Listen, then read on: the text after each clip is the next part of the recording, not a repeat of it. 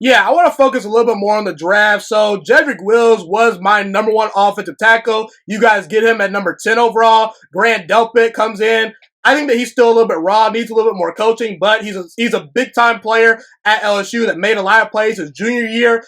He did was it his junior year or senior year? I forget which year it was, but it wasn't this past year. It was the year before that where Delpit was really this star player for the LSU defense. So I think that he took a step back this year, but he's a solid player. He'll help the secondary out.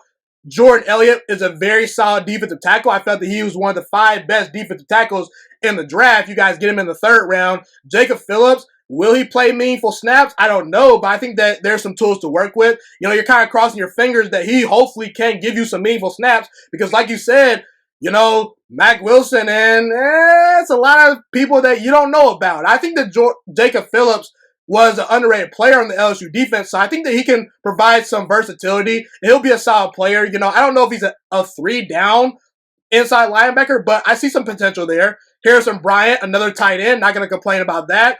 Nick Harris, a solid center that's going to be provided hopefully for some offensive line depth. And Donovan Peoples-Jones, I thought that was a steal.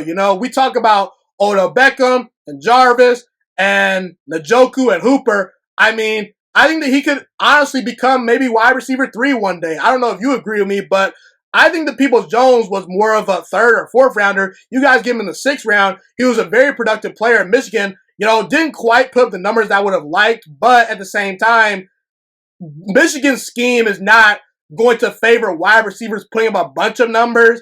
I don't think that he was utilized in the right way. He had very inconsistent quarterback play. He's a solid deep threat, so I like him. So kind of dive into the draft, and what are your thoughts on the Cleveland Browns draft? I felt that Baltimore, Dallas, Denver, and the Colts had very good drafts. Cleveland was in my top 5. They were actually next. They were my next biggest winner. I wish that the Browns would have maybe gone after more inside linebackers in the draft, but at the same time, I still like the players they got. What are your thoughts? Well, like you were saying about the linebackers, I agree with that.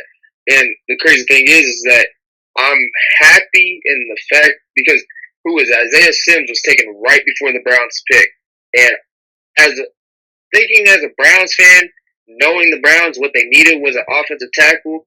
I'm glad they got Jedrick Wills, but as like a sports fan, I knew the Browns needed a linebacker.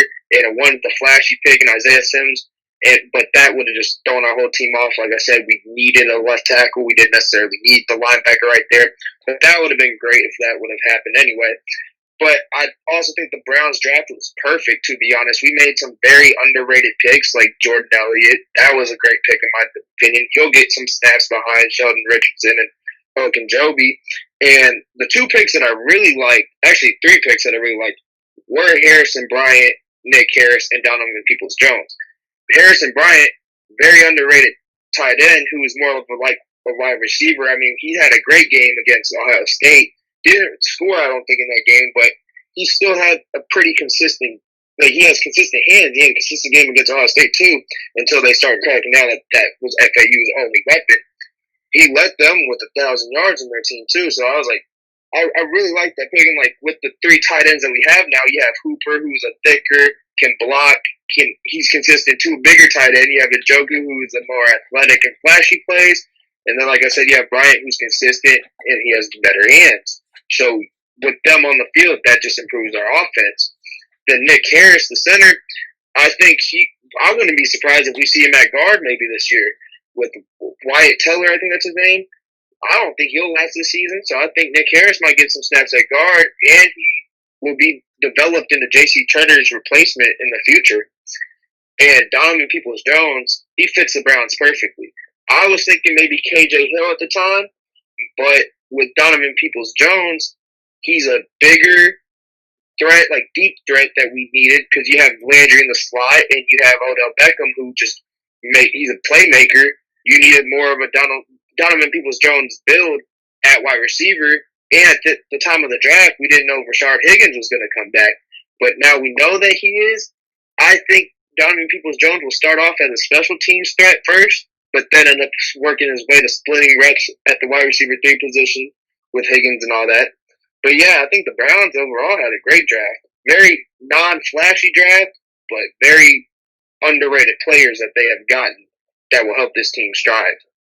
Thank you so much for watching this video today. Please also note that the Juiciest Sports Podcast is not just a YouTube channel. It is available on all podcasting platforms, including Spotify, Google Podcasts, iTunes, and Apple Podcasts. Also, if you enjoyed this video, be sure to like, comment, subscribe, and share this content with all your friends.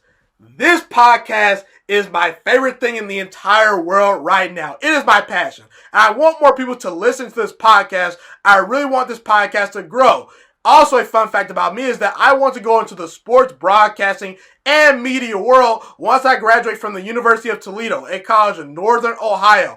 I currently am a freshman there right now. I am looking to become one of the next great sports broadcasters and analysts out in the world. And I potentially would like to start my own network if this podcast really truly grows. Or if I fall short of that goal, I would love to work for a big time network like ESPN or Fox Sports 1. I am open to all networks. So if you believe in my dreams and you see or hear my passion through the screen, be sure to tell all your friends about the Juiciest Sports Podcast. Stay motivated, you guys. Have a God bless day, and I'm out.